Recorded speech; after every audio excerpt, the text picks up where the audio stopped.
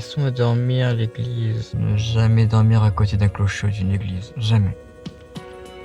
Salut les gens! Après ce petit réveil en douceur, nous voici dans un tout petit village. Et ça va vraiment être l'objectif de la vidéo aujourd'hui. On va aller que dans les petits villages. Et surtout, on va voir plein de petites curiosités, des choses où on se demande mais qu'est-ce que ça fout là déjà, comme toujours d'ailleurs dans cette série de vidéos actuellement. Et surtout, mais qu'est-ce que c'est en fait? Bref, aujourd'hui, on est dans un tout petit village qui s'appelle Lavoine, qui est dans l'Allier. Et ici, la curiosité locale, c'est tout simplement une horloge à eau. Alors, me demandez pas comment ça marche. Je veux juste voir à quoi ça ressemble et m'émerveiller devant sa technologie parce que c'est juste fou en fait. Une horloge pour moi, c'est mécanique. Je vois pas le rapport avec l'eau. J'en ai aucune idée, mais on va voir une horloge à eau et à billes. Bon, et ben je crois qu'on y est, c'est exactement ça, l'horloge à eau et à billes. Regardez là, le mécanisme qui est en train de se lever là, juste là. Alors je connais absolument pas le mécanisme du truc. Et pour vous dire, ça tourne donc à l'hydraulique, on l'entend. Et en fait, toutes les minutes, vous avez ça là, cette énorme tige qui va récupérer une boule qui est en bas. Et ça, toutes les minutes. Du coup, à chaque fois, elle retombe dans l'immense circuit qui est là. Et il va redescendre ici. Et là, normalement, ça me donne l'heure. Alors je crois qu'il est 13h passées. Je sais pas du tout comment ça se lit. En tout cas, on a tout 1, 2, 3, 4, 5 jusqu'à 55. Là, on a de même de 1 à 11. Je sais pas du tout comment ça marche. Regardez tous les rails et tout, c'est incroyable. Et pour information, des horloges à eau, il y en a que 3 dans le monde. Il y en a une à San Francisco, donc aux États-Unis, une à Munich en Allemagne, et la troisième, elle est à Lavoine, dans l'Allier, en France. Il y a comme un truc de bizarre quand même dans cette liste de villes, mais ça va, ça me convient. D'ailleurs, celle de Lavoine est réputée la plus précise. Regardez-moi ça. Et ça prend pas beaucoup de place en soi. Regardez, on a la roue qui est là, les billes qui vont remonter, qui vont finir dans le mécanisme pour aller directement à la lecture de l'heure. Alors faut savoir un truc, c'est que le maire, en mettant en place cette horloge à eau et à billes, eh bien ça a suscité la curiosité, ça a amené du tourisme, tout ça. Et du coup, tout l'argent qu'il a généré grâce à cette horloge à eau, ça a permis de créer d'autres activités. Et là on va voir une des activités justement, c'est une scierie à eau. Tout est à eau ici de toute façon. De toute façon, c'est un village qui est très tourné nature parce qu'il y a même un musée, je crois, du bois et de la forêt. Et tout ça dans un petit village qui doit faire, je sais pas, il doit y avoir 200 habitants, un truc comme ça. 200, 300 habitants à tout casser. Et pourtant le maire a mis en place tellement de choses dans son petit village qui fait que c'est devenu vraiment une attraction touristique à part entière quoi. En gros, c'est le meilleur maire qui soit. Bien, je crois que je l'ai trouvé leur scierie à bois. Je pense que c'est ça. Si c'est pas ça, j'ai vraiment l'air d'un con. On va rentrer parce que vous allez rien voir sinon. Ouais, c'est ça. Alors oui, j'ai dit scierie à bois, mais c'est une scierie à eau, évidemment. C'est juste moi qui suis à moitié débile, je vous rassure.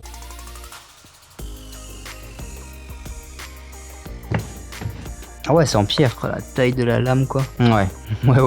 Clairement, c'est ultra tranchant. Ah oui, et en dessous, alors je sais pas si vous allez le voir, si un tout petit peu, on voit le système de roulement qui est juste là. Le système à eau, il est où? Est-ce qu'il est fermé qui fait que je le vois pas? En vrai, c'est grave mignon, Même le bâtiment en lui-même, il est trop beau. Vous savez, ça fait penser un petit peu au lavoir qu'on peut voir dans les vieux villages et tout. Sauf que là, c'est une scierie. Et là, il y a une cheminée. Je sais pas si elle a un rapport avec la scierie dans son fonctionnement. Mais c'est grave mignon, Ah, mais là, on le voit mieux, lui. Ah, ok, j'ai compris. Derrière la porte qui est juste là, il doit y avoir l'écoulement d'eau. C'est ça qui fait tourner tout le mécanisme, qui fait tourner cette roue. Et qui après fait tourner là-bas et fait tourner la scie. Ok. Et donc l'eau a assez de puissance pour permettre à la scie de couper du bois. Faut qu'on aille voir ça. On va aller de l'autre côté. Bon et c'est ce cours d'eau là qui fait tourner la scie, il y a un problème. Et donc voilà la fameuse roue qui prend toute l'eau. On voit qu'elle est émaillée. Vous voyez, il y a des petits trous pour laisser passer l'eau, pour laisser la force de l'eau s'imbriquer là-dedans. Et là, on voit qu'ils ont fait un système d'entonnoir, c'est-à-dire que l'eau va couler, vous voyez l'eau s'imbrique là-dedans, et là, vous le verrez pas parce que c'est pile dans l'ombre, mais il y a un système d'entonnoir qui fait que ça va pile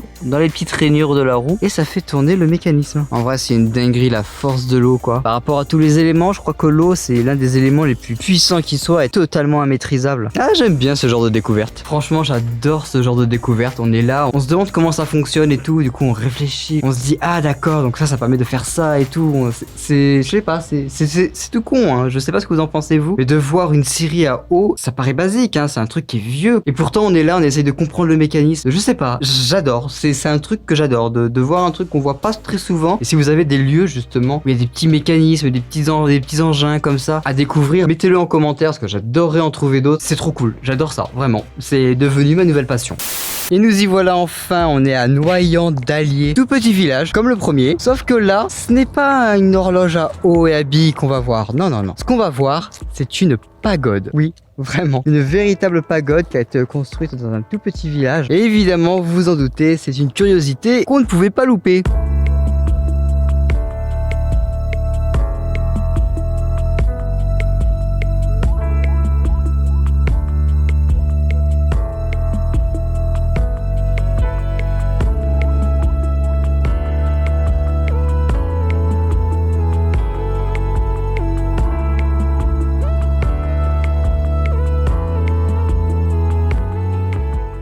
Alors évidemment, retrouver une pagode en France, c'est un petit peu étrange. C'est quelque chose qu'on est plus censé trouver en Eurasie, vous voyez. Et du coup, on peut se poser la question, mais pourquoi il y a une pagode ici? Eh bien, l'histoire est très simple et à la fois très belle. Il faut savoir que le village de Noyant d'Allier est un ancien village de mineurs. Et au fil du temps, eh ben, il s'est dépeuplé. La mine a fermé et le village s'est dépeuplé. Et ce qui s'est passé, c'est que pendant la guerre d'Indochine, beaucoup de personnes se sont exilées, et notamment exilées en France. Des personnes ici qui étaient en couple avec des Vietnamiens, et donc ils les ont intégrés directement au village, ce qui a repeuplé le village. Et évidemment, vu que leur religion c'est le bouddhisme, il leur fallait une pagode. Et c'est exactement ce qui s'est passé. Ils ont construit une pagode pour intégrer ces exilés de l'Indochine. Et c'est vraiment trop beau comme histoire parce que ça montre qu'un tout petit village comme ça, et que c'est valable du coup partout, peut tout simplement donner ce message de tolérance, ce message d'intégration, de compréhension de l'autre. Et je trouve ça mais vraiment trop beau quoi. C'est un message qui est juste magnifique quoi, tout simplement.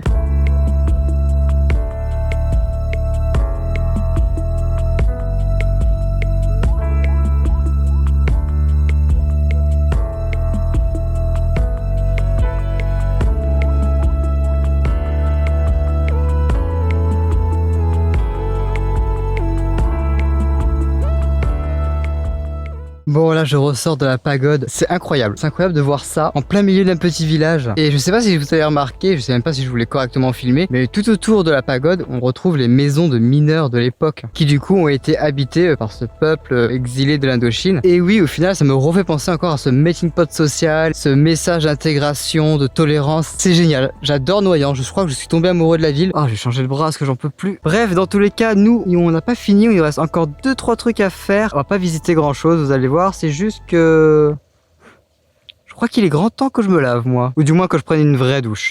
Bon, je vous ai dit que je puais, donc il était grand temps que je prenne une douche. Du coup, je suis là, ici, en pleine forêt. Il n'y a absolument personne. Le seul truc que j'entends, c'est des petits pas d'animaux. Donc peut-être que je vais croiser un cerf ou un sanglier. Si c'est un sanglier, par contre, il va falloir que je cours très vite. Mais sinon, non, ça va. Je suis dans un endroit qui est très discret. Et ce qu'on va faire, donc, c'est on va prendre une douche. Et pour ça, je vais installer ma cabine de douche.